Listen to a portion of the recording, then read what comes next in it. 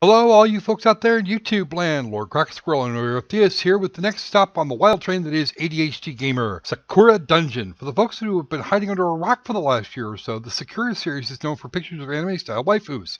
Sakura Beach and its sequel, Sakura Spirit, Sakura Clicker, and a fair number of others coming out of the minds of the fun folks over at Winged Cloud. They're unapologetic about the level of fan service in their games. They said it wasn't a draw. I'd either be lying or a radical feminist.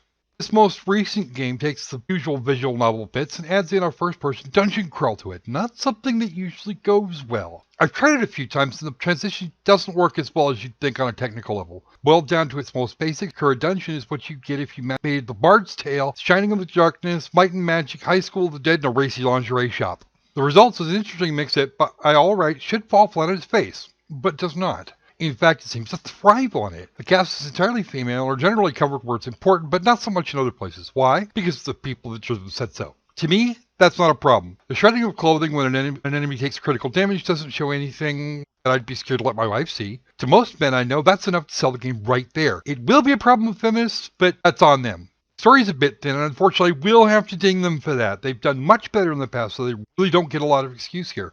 You're a female fox spirit. You've taken on a human woman as a servant to do your fighting for you.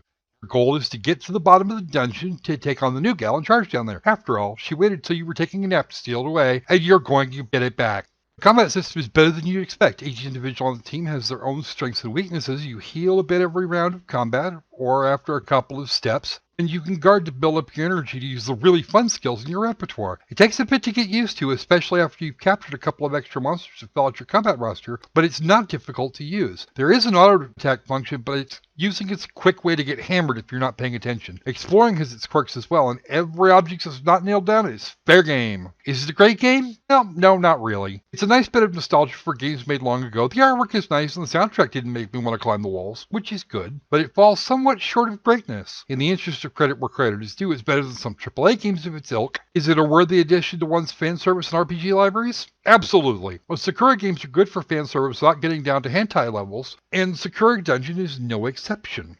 The Dungeoneering is solid. The combat, while shallower than your average strategy game, is serviceable and has its own little bumps to keep it getting boring.